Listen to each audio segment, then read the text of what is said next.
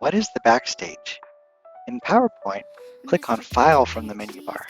This is the backstage. It's your central hub for managing presentation settings, saving files, printing slides, exporting or publishing, and accessing additional tools and options.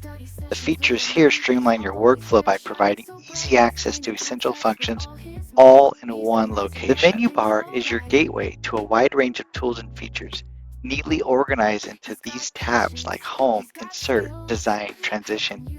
Each tab contains specific commands that help you create, format, and enhance your presentation with ease.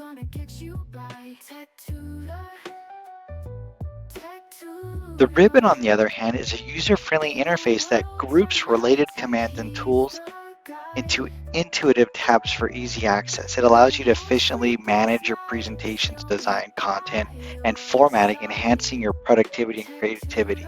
Let's have a look at it. So this ribbon right here, this is unique to each one of these different tabs from the menu bar. So when we click on Home, we see this ribbon. When we click on Insert, we notice the ribbon changed. And it's the same thing for each of these other ones. The ribbon submenu is these words down here.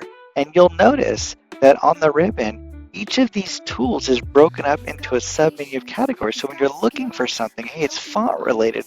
Okay, it's going to be under Home, and it's under Font. But if it's paragraph related, these functions are set up right here. And we can go and look at the other functions, transitions, right? We see transitions to this slide, and then we have the timing for those transitions. The last thing we're going to look at is the search bar. The search bar is right up at the top. If you don't know where something is, you just type it in. We can click on it, and we can see recent actions that you've looked for before, but also suggested actions. And we might want to go look at the slide master view like we did in another presentation. And we'll see it took me right to the slide master. But maybe I want to look at, I want some fonts, and here's some theme fonts, and it's going to bring up those options. Now, it might not take it to that spot on the ribbon. It'll just bring it up directly.